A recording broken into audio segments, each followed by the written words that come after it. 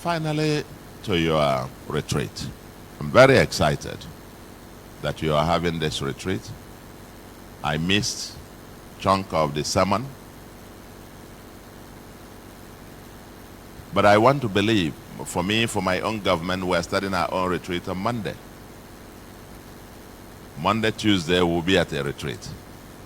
And that's the way to begin a new year, where you're reviewing where are we coming from, redefine, remind yourselves of your purpose, your mission, your vision, and your KPIs, your key performance indicators. And how do you measure? Where are you and where do you want to go? We want to remind ourselves as we start off the new year. And I was quite excited to hear that all the bishops of the Church of Nigeria will be meeting on a few days retreat at the beginning of the year. For everybody to leave from all across Nigeria to gather in one venue. This is serious business. Very serious business. And I know you've chosen your theme. You are clear on what you want to discuss. I even had part of it at the sermon. Very revered Bishop Ekwe, hammering on it. I think I had the issue of unity and that, and bonding together, standing for one another, encouraging one another. Because they say if you want to go very far, you go alone. No, if you want to go fast, go alone. But if you want to go far, you go together. Thanks for that message. But I also want to add, maybe as you reflect on that, this is a very trying moment for the Christendom generally. In Nigeria, and even more so in the southeast of Nigeria. The primate, you did mention about the pivotal role of this particular, especially the place where we are, the All Saints Cathedral, in the birth of the Anglican Communion, especially in the southeast of Nigeria. But the primate, you mentioned a very important statistics, which is 20 million registered Anglicans. It's the same way that you have 2.6, 2.7 billion people in the world who profess Christianity, which is about 32, 33% of humanity. And here in Nigeria, you have, well, depending on the number, people dispute whether you are 100 and something or thereabout in terms of Christians. But an important question that I will leave with you is that as you ponder these 20 million, that's those on the register, are they still there?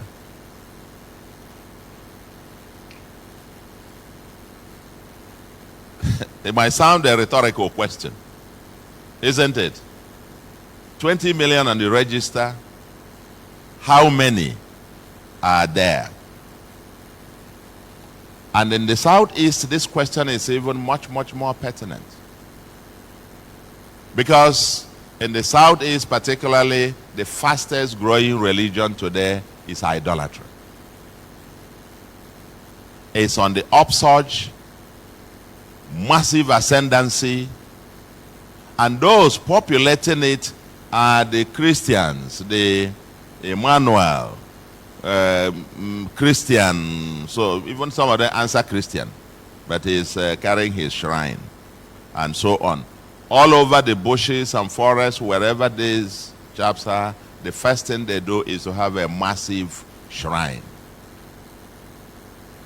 Now in every community, in Anambra, in Abia, in Imo, in Enugu, in Ebonyi, and so on. Every community now, there is a massive resurgence. And one of the questions that I ask always, I said to somebody, I wish I had the time. I wish I was disposed and maybe somebody should supervise a PhD, those studying theology and all of those on this topic. then the title will be, Why Do They Leave?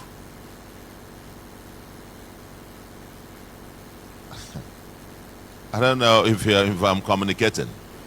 Why are they leaving? In other words, since this is a moment of retreat, that the leadership of the Church of Nigeria must pose that kind of question. It's a time for introspection. A life unexamined is not worth living. At this point, you must be able to re-examine your purpose. Are we still serving the purpose? Have our ways become in conflict with the purpose? Or do we have a defined purpose, but our means of getting there now in conflict and in contradistinction, that the people themselves see through it and they think this is all a joke and they are living? Somebody says, people are saying the church and so on, religion has become business. The transactions have overwhelmed the transformations.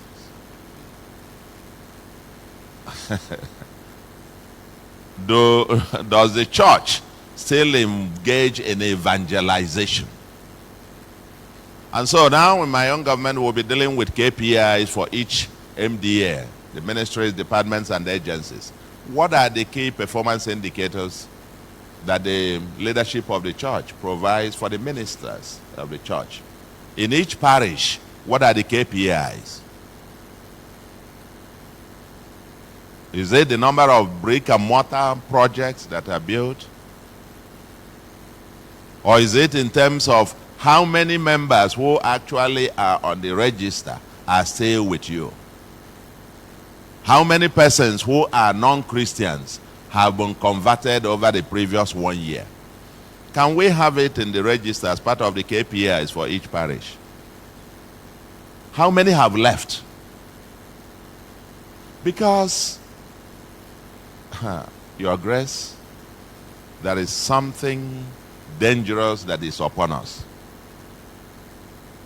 The greatest threat that we face, I heard when the prayer was made about the release of our Archbishop, retired Archbishop, who was in captivity for a few weeks.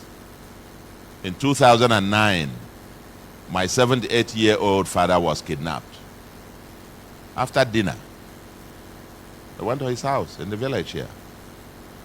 Before then, that same year, Tony Mas, the popular Tony Mas, was kidnapped. I think the next year, Poco Bros, and then GUO was kidnapped, I think, from here, from a church. This trend has continued. And if you look at the characteristics of the people doing this, now it's become an organized, lucrative business empire with central command and control. And at the heart of it all is idolatry. At the heart of it all is idolatry. The church itself as an institution, when you now get to the place, we've now gotten to a position where these guys don't care about anybody, whether you are a primate, whether you are pope, or whether you are bishop, whether you are... Because there is a clash of religion. They think you are the problem. The church is the problem, is the only institution standing between them and taking over the entire society. And I leave a message with you. When they were coming, they started off with a narrative in the southeast. We are here to liberate you. The Fulanis are in the forests and everywhere about to envelop you. They will go to the checkpoints, kill the police, kill the soldiers, take over their AK-47, and people will tacitly inside be happy because they are the liberators. They are supposed to be the liberators. Now, after they carry the AK-47, how do they feed the next day in the bush? Nobody asked that question. How do they continue to feed month to month, year to year? They have to feed. They have to survive. They have families. Now they come out to grab people because for ransom. And at the heart of it all is that the first thing they have there is their big idols, big shrines. Over the last 2 years or so that we've declared war on this, before I came, 8 local governments were under their total grip. We declared war on them. The number of shrines that we have had to burn down or bring down. And yesterday we had about 10.5 hours meeting. We're bringing out a new Homeland Security law. I want to assure you, the primate and bishops of Church of Nigeria, that the way we want to fight this war, it's not just carrying gun and so on and going to, for me, it's just 40% of the problem. The 60% is that if we don't collectively challenge and tackle the source of the warped ideology, the ideas that fuel this in the first instance, that continues to enable them to have continuous supply of young men going into the bush and wanting to carry arms to go on a kidnapping and so on and so forth, because it is now the most lucrative business in town. Nigeria published data that about 2.4 trillion was paid as ransom. Did you see that? For every 1 naira published, we estimate that at least 5 naira was not reported.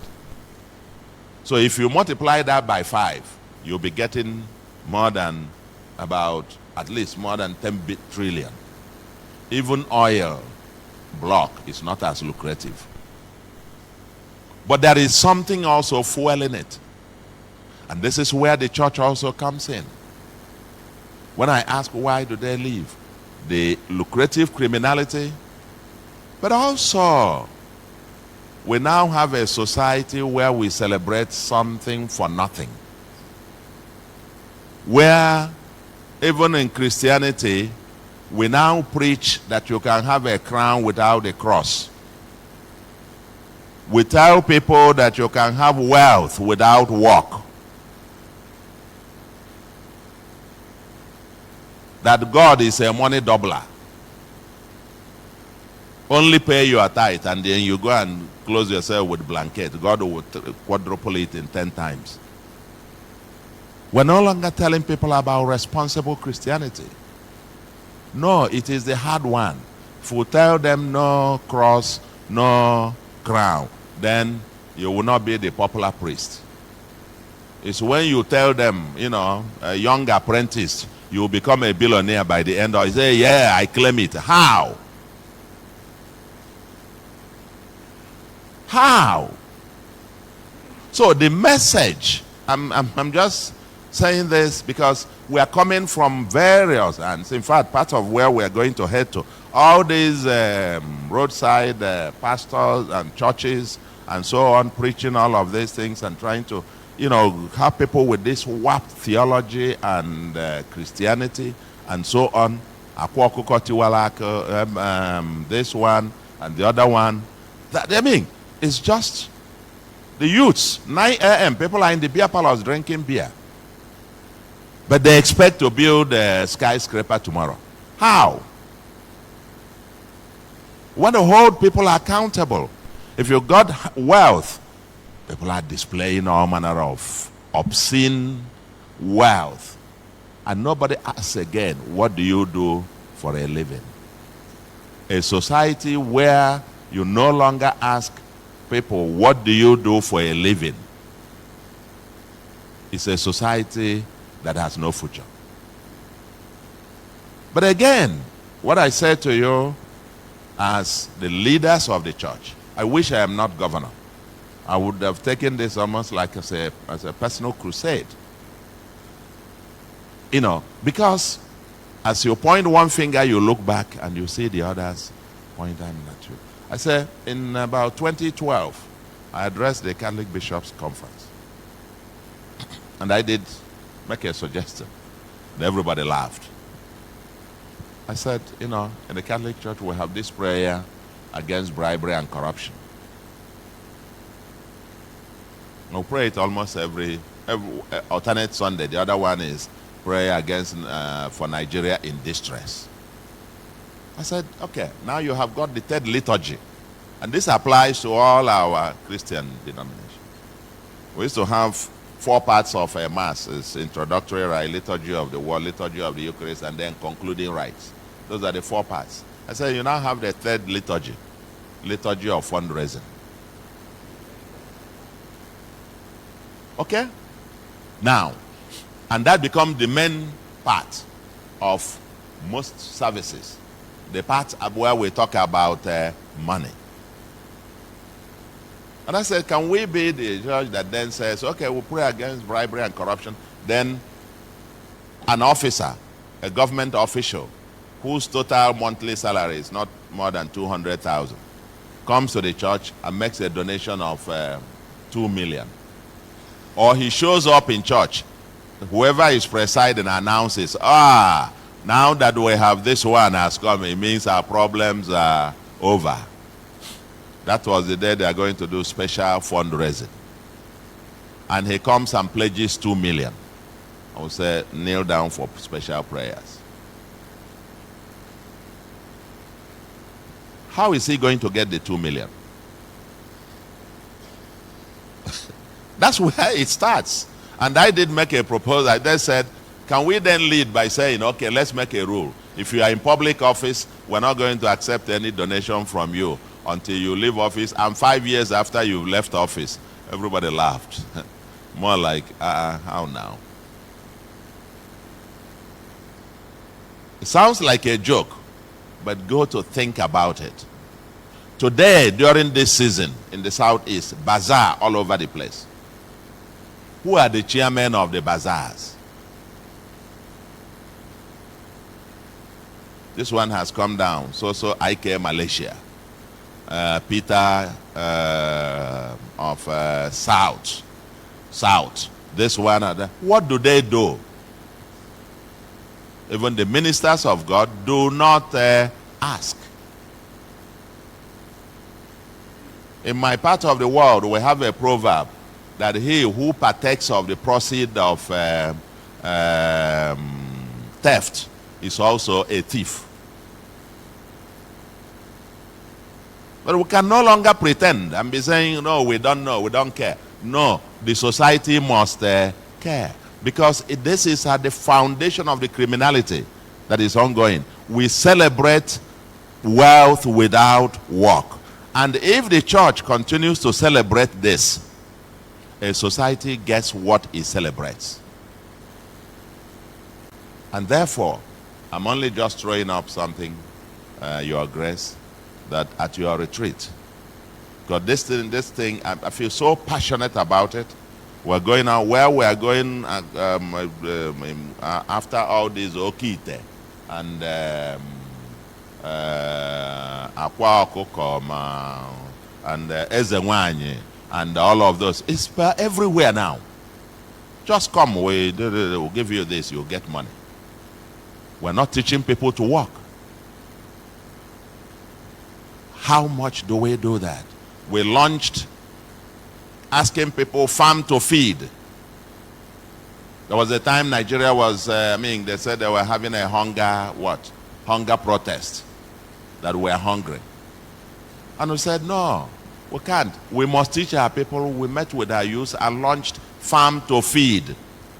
Akajaja, nebuto mano. That's what we are standing in this part of the world. So please, while we go onto this retreat, since we are going onto retreat, that's why I'm raising these issues, that there are deeper existential threats, deeper existential threat to the society itself, because we have put our values on upside down. And the church, as the last man standing, must not be seen to flow in that direction. Otherwise, there is no redemption. Otherwise, there is no redemption for society. The church must be able to stand up. We say it in Igbo. Na ikwiikwi nyolaro so munne ya kwebe egwu fasi atofia na de kweli ifo ojo egwu. Let the church be that last man to say, sorry, evil is evil. Let's continue to repeat it.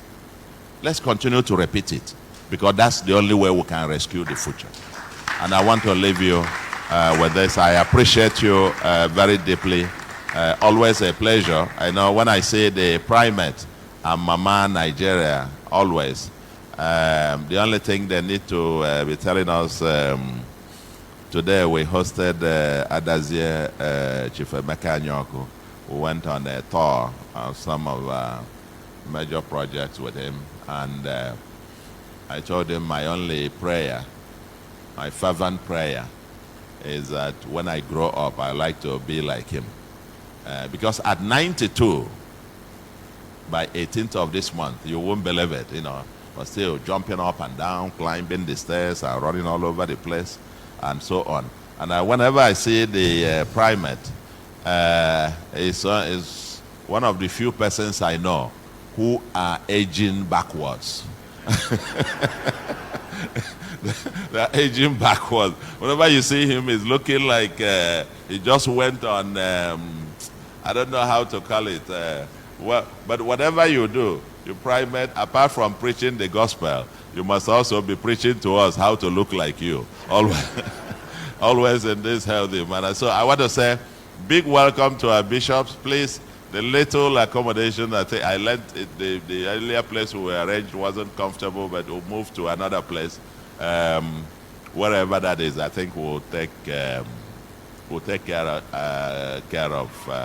you, I mean, and we contribute the bit that we can to make your stay here as comfortable and as productive as it can possibly be. I want to appreciate you.